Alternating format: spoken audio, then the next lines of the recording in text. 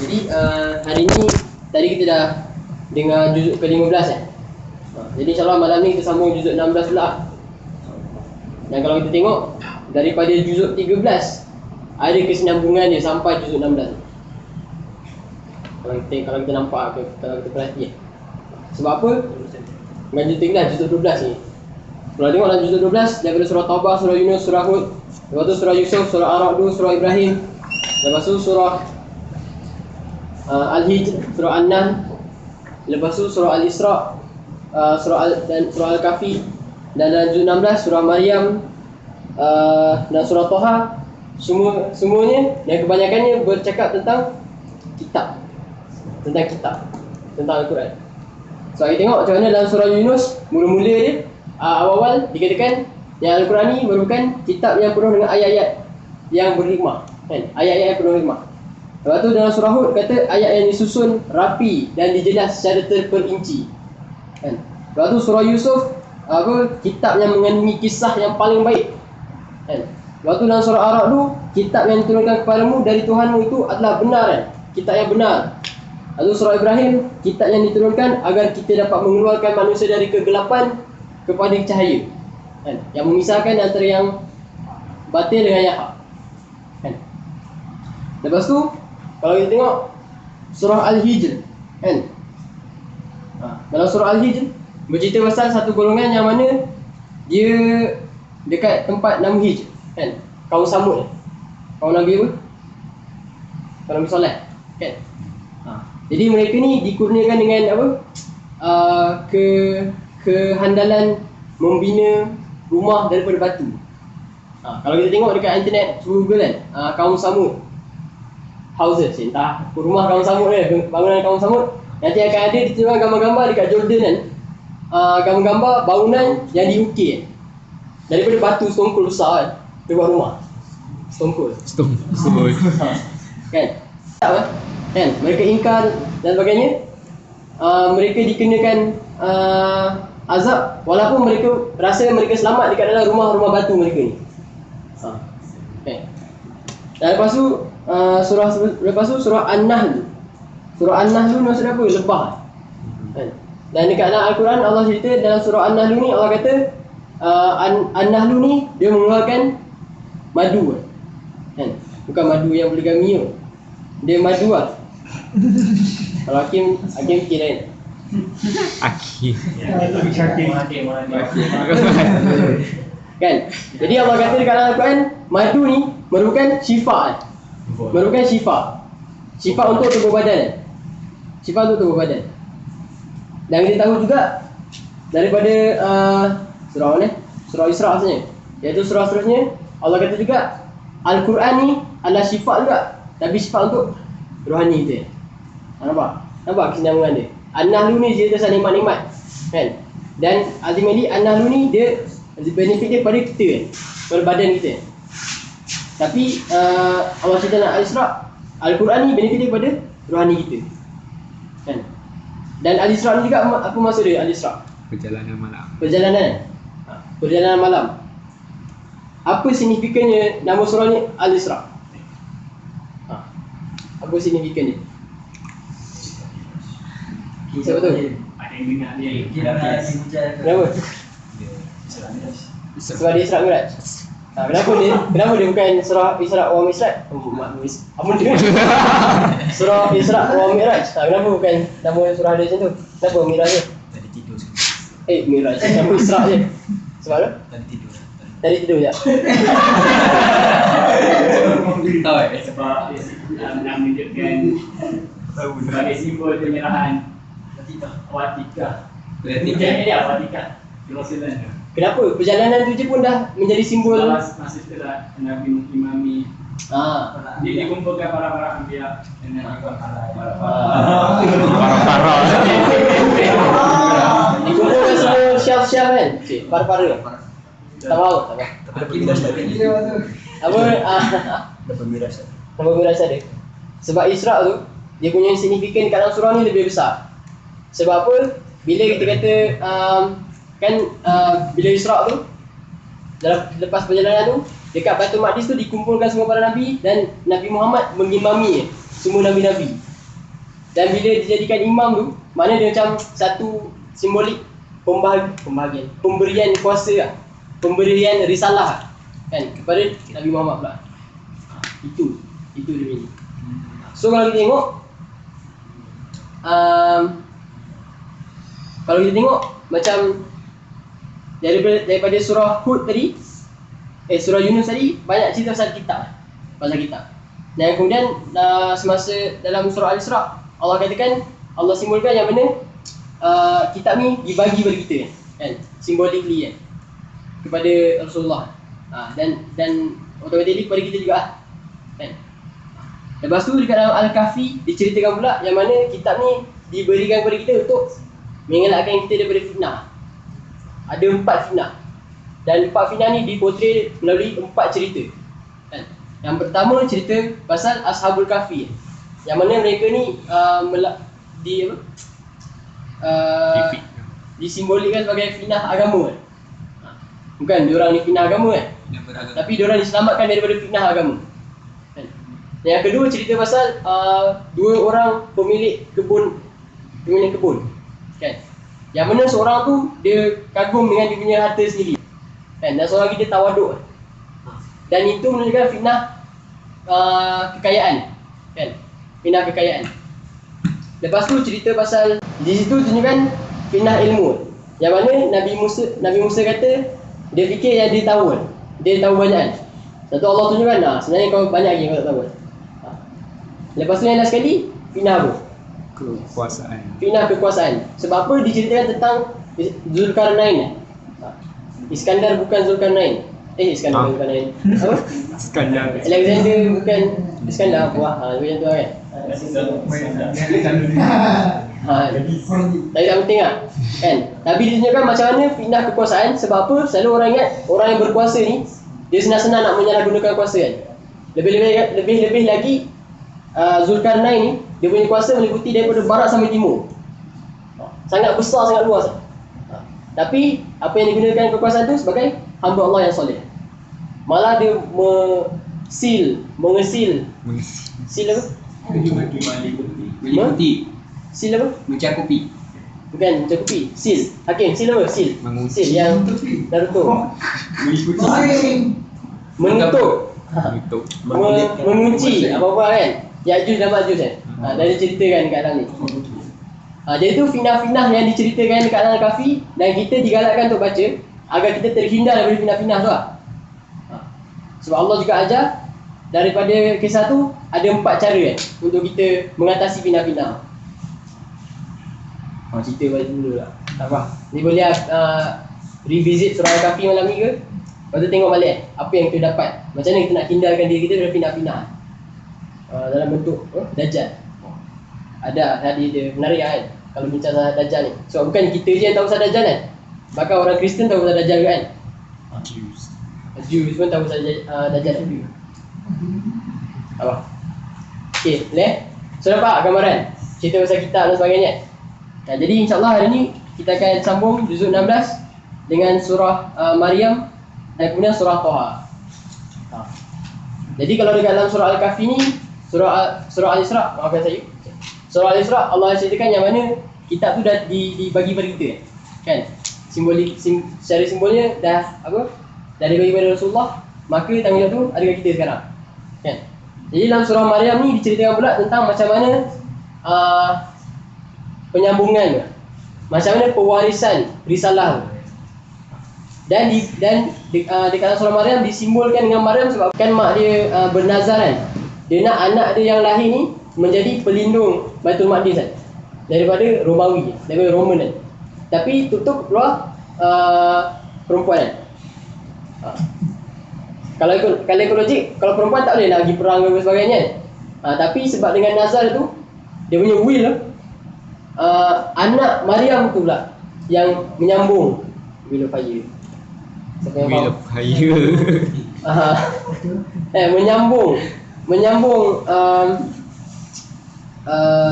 Islam, menyambung perjuangan Islam, kan. Jadi itulah tema dia, kan, pewarisan agama melalui keturunan. Jadi kalau kita tengok dekat dalam surah Maryam ni ada banyak kisah. ada kisah Nabi Zakaria dan Yahya kan. Nabi Zakaria dan anak dia. Lepas tu Maryam dan Isa kan. Maryam dan anaknya. Lepas tu Ibrahim dan ayahnya kan. Ismail. Tahu tak Ibrahim dan ayahnya? Oh. Sila baca Cik. Ibrahim dan ayahnya. Lepas tu ada juga kisah pasal Nabi Ismail dan juga Nabi Harun. Tak. Tu nak cerita ni. Nabi Ismail. Tak. Bukan diorang-diorang lah. Tapi dalam cerita Nabi Ismail dan cerita Nabi Harun. Okay. Jadi kalau kita tengok cerita apa? Nabi Zakaria dan Nabi Yahya ni kan, Nabi Zakaria dia nak anak kan. Lepas tu yang dia bisu selama 3 hari dan sebagainya kan. Lepas tu bila dapat anak tu, Allah kata ajarkan ilmu Taurat kepada anakmu ini. Mana tu salah satu benda yang perlu lah dalam nak mewariskan agama ni kan. Bukannya lahir tu je jadi Islam kan, tapi perlu juga ajarkan agama ni, bagi faham lah pasal Islam kan. Tu satu daripada cerita Nabi Zakaria dan Nabi Yahya. Lepas tu cerita Maryam dan Isa. Dalam cerita Maryam dan Isa ni Allah ada kata yang Nabi Isa kan, Nabi Isa ada cakap yang dia berbakti kepada dunia parent. Maknanya dalam nak mewariskan agama juga, kita kena ajar agar pewaris tu berbakti. Faham tak? Kena berbakti kepada orang tua dia, cikgu dia ke apa ke kan. Kena berbakti. Lepas tu kisah Ibrahim dan ayahnya. Nabi Ibrahim kan masa kecil-kecil kan dia suka berfikir kan. Ingat tak yang mana dia ada fikir, dia tengok bulan, adakah itu Tuhan tu kan. Dia tengok matahari, tu kot Tuhan aku. Tu tenggelam juga kan. Tenggelam, terbenam kan. Tu dia fikir-fikir. Lepas tu dia juga ada fikir pasal berhala tu kan. Yang berhala besar. Lepas tu bila semua orang daripada kaum dia keluar, dia pecahkan kan. Lepas tu dia letak kapak dekat berhala paling besar kan. Lepas tu orang salahkan dia kan. Apa salahkan aku kan? Salahkan dah berhala tu, bukan ke kapak kat dia kan. Nampak? So dalam Nabi Ibrahim cuba nak menyampaikan dia punya apa? Fikrah kan. Dia punya fikiran ni kan. Islam dia sangat berhikmah. Dan juga dekat dalam surah Maryam ni, itulah apa yang Nabi Ibrahim buat. Dia sangat sopan dalam tutur kata dia. Even masa berdialog dengan bapa dia. Bukan itu yang kita nak kan? Jadi lepas tu juga cerita Nabi Ismail kan. Kita tahu Nabi Ismail ni anak siapa? Ibrahim. Nabi Ibrahim. Jadi Nabi Ismail ni diceritakan dekat dalam surah Maryam, yang mana dia menyuruh orang untuk melaksanakan solat dan zakat. Maknanya telah terwaris lah dia punya will of Islam kan. Lepas tu Nabi Harun kan, masa Nabi Musa nak menyampaikan dakwah, nak bertentang dengan Firaun, dia berdoa kan. Tu dapat Nabi Harun. Bukanlah dapat dilahirkan, tapi kira macam Allah beri dia pertolongan dalam bentuk Nabi Harun kan. Itu juga merupakan salah satu contoh mewariskan agama kan. Macam tu lah, lebih kurang. So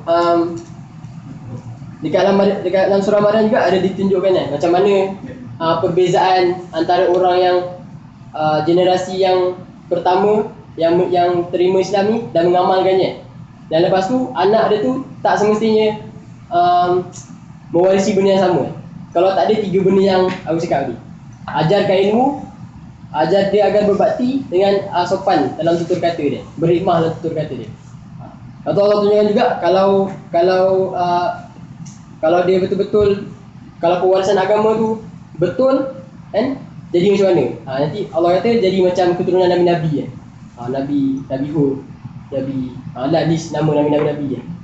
Dia akan jadi macam mereka. Allah dah tunjuk, Allah dah cerita. Nampak dalam surah Maryam macam ni. So surah Maryam pewarisan agama untuk keturunan. So secara otomatik ni pewarisan kitab Al-Quran tu sendiri lah. Pewarisan risalah tu sendiri. So nampak ada kaitan dengan daripada surah juzuk 12. Nampak kan? Allah build up rupanya Allah nak cerita yang mana kita ni kena terima dan kita kena bagi kepada anak-anak kita. Dan bukan anak-anak je lah, bahkan kepada kawan-kawan kita kan. Sebab semua kita ni berkaitan dan kita ni saling waris-mewarisi. Faham? Kurang itu lah. Allah. Okay. Lepas tu dalam juzuk 16 juga ada surah Toha. surah Toha ni aku rasa sangat menyentuh hati lah. Personally bila baca rasa nak nangis. Sebab apa? Sebab rasa macam kasihnya Allah kat aku. Kasihnya Allah kat aku. Kalau kita tengok surah apa? Surah Toha ni ayat 1 sampai 3, ma anzalna alaikal Quran la tashqa illa tazkiratan liman yakhsha. Allah kata Al-Quran ni diturunkan bukan untuk menyusahkan kamu, kecuali untuk memberi tazkirah, untuk memberi peringatan liman yakhsha. Liman yakhsha apa? Yang jelas. Sekejap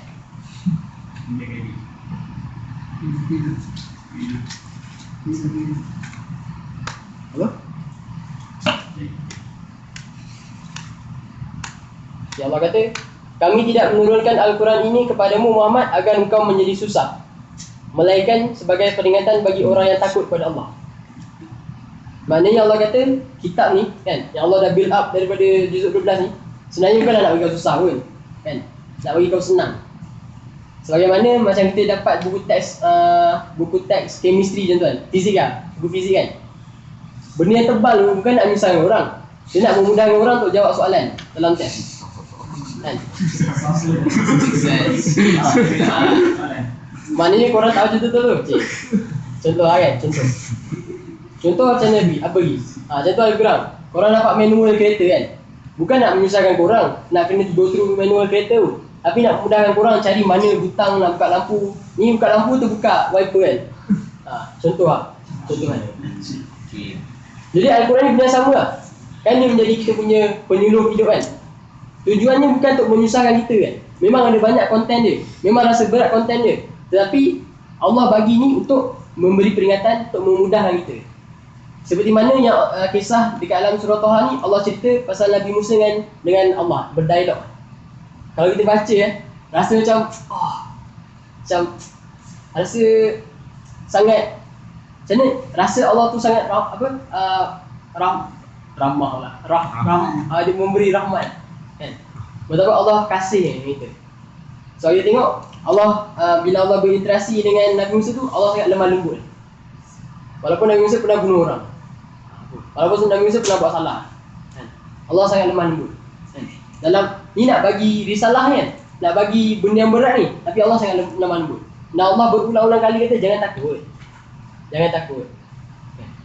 Kita semua ni kan, sedar atau tak, kita tak buat sesuatu, kita tak kejut orang subuh sesuatu kan, kita tak ajak orang sahur, kita tak ajak orang solat sebab kita takut.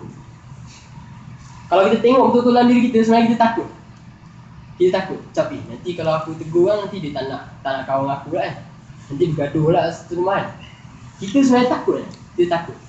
Tapi Allah dah ceritakan jangan takut, jangan takut. Tanggungjawab tu memang kamu yang perlu pegang, tapi bukan kamu yang perlu takut, kamu perlu buat. Allah dah cerita dalam, Allah dah cerita dalam. Lepas tu kita boleh, sepatutnya bila kita baca tu, kita boleh bayangkan lah, rasa bahagia bercakap dengan Tuhan, rasa bahagia bercakap dengan Tuhan. Sebagai contoh, kita kerja dengan, contoh Johan kerja dengan Exxon Mobil. Lepas tu dia kerja, sampai satu masa CEO datang jumpa dia. Contoh aku CEO kan. Atau aku jumpa dengan Johan kan. Atau kata Johan, aku nak bagi kau tanggungjawab ni tanya. Aku nak jumpa kawan-kawan aku kan. Awak aku kan. Awak kan. Rasa berat kan. Tapi bila aku bila aku kan. Tapi bila CEO tu, bila ketua tu kata, jangan risau kan. Aku ada dengan kau. Kalau ada apa kau call je aku kan. Tak apa. Kalau kau risau, aku bagi kau allowance lebih sikit. Tapi kalau kau risau, aku boleh bagi kau cuti sebulan daripada kau punya tugas. Kan? Sama juga macam ni lah. Allah bagi kita ketenangan. Allah setus dengan kita kan. Macam tak berat sangat sebenarnya. Sebab Allah ada sentiasa dengan kita. Allah sentiasa dengan kita. So jangan takut lah, jangan rasa berat. Sebab Allah dah kata, Allah dah cerita lah surah Taha yang mana Allah memang ada sangat dekat dengan kita. Di mana Allah ceritakan kat dalam surah ni dialog dia dengan Nabi Musa. Lepas tu ada juga cerita macam kebahagiaan versus kesengsaraan. Apa definisi kebahagiaan dan apa definisi kesengsaraan? Ada di dalam surah Taha 74 sampai 76. Ayat 74 sampai 76. Allah cerita. Orang sengsara macam mana, orang bahagia macam mana? Allah cerita. Dan lepas tu ada juga cerita pasal kisah Nabi Adam. Nabi Adam masa mula-mula masa cerita pasal nak diturunkan tanggungjawab sebagai seorang khalifah ni, Allah cerita pasal Nabi Adam kan. Lepas tu sekarang cerita pasal nak bagi kitab ni, Allah cerita pasal Nabi Adam ni. Sebab apa Nabi Adam ni kenapa dia diturunkan daripada syurga? Sebab dia tertinggal kan, dia terbuat dosa, terbuat maksiat. Dan dia meninggalkan manhaj Allah. Dia makan juga benda tu walaupun dilarang. Tu macam boleh tengok dalam ayat 117. Mana ayat dia? Okey. Baca sikit. Ayat 117. Kemudian kami berfirman, wahai Adam, sungguh ini iblis, musuh bagimu dan bagi isterimu. Maka sekali-kali jangan sampai dia mengeluarkan kamu berdua dari syurga. Nanti kamu celaka. Itu contoh kalau meninggalkan meninggalkan manhaj Allah, meninggalkan suran Allah. Jadi kita akan celaka. Tapi kalau kita berpegang teguh, Allah kata, sungguh ada jaminan untukmu di sana. Engkau tidak akan kelaparan dan tidak akan telanjang. Dan sungguh di sana engkau tidak akan merasa dahaga dan tidak akan ditimpa panas matahari. Nampak? Kalau teguh, apa? Akan dapat nikmat. Celaka. Automatically sama, dia datang kat kita juga kan. Kalau kita buat benda yang Allah tak bagi kan, kita buat benda yang Allah marah, kita akan celaka juga. Dan kalau kita jaga diri kita dulu kan, kita akan dapat nikmat. Dan ultimately kita akan dapat syurga. Dan syurga tu patut jadi macam impian yang paling best sekali kan. Seperti mana Johan dia impian dia nak jadi CEO Amazon, kita semua Johan sekali kan. Johan tak. Kan? Kita nak dapat yang paling tinggi sekali kan. CEO kan. Kita nak Firdaus kan. Bukan Firdaus Zarai, bukan apa-apa. Tapi jangan tu Firdaus kan. Kita dapat syurga paling tinggi. Dapat syurga paling tinggi. Kan? Tapi kita kena ingat yang mana syurga tu tempatnya orang-orang yang syahid. Orang-orang yang beriman. Para nabi tu tempat tinggal diorang. So kalau kita kata nak masuk syurga juga kan, kita punya amal, kita punya iman ni sama kuat, sama tinggi lah. Seperti mana orang-orang yang pandai jual masuk SBP kan. Orang-orang yang paling tinggi imannya boleh masuk syurga. Dan insyaAllah kita sama dan jadi orang-orang tu lah kan? Tapi sekali lagi Allah cakap apa? Jangan takut. Jangan takut. Allah ada dengan kamu. Itu je. Allah alam. Apa yang buruk tak boleh diri sendiri. Apa yang baik tu syukur kepada Allah. InsyaAllah lepas ni mungkin kita boleh revisit kan Al-Quran. Tengok balik kan. Ambil cerita-cerita yang mana boleh menyentuh hati kita dan pegang erat dekat dalam hati. Sebab apa Allah kata Al-Quran ni panduan hidup kan. Maka ambil betul-betul lah jadi panduan hidup. Bukan kita cakap mulut je. Orang kalau orang Muslim kata what do you do with your Quran kan? My Quran is my torchlight kan? My Quran is my lamplight. The Quran is the book of guidance kan? Tapi masalahnya kita tak buat kan? Janganlah. Sebab kita dah tengok daripada hari tu Juzuk 12 Allah cerita yang kitab ni memang kitab untuk bawa kita ke syurga. InsyaAllah. Allah alam. Assalamualaikum warahmatullahi wabarakatuh.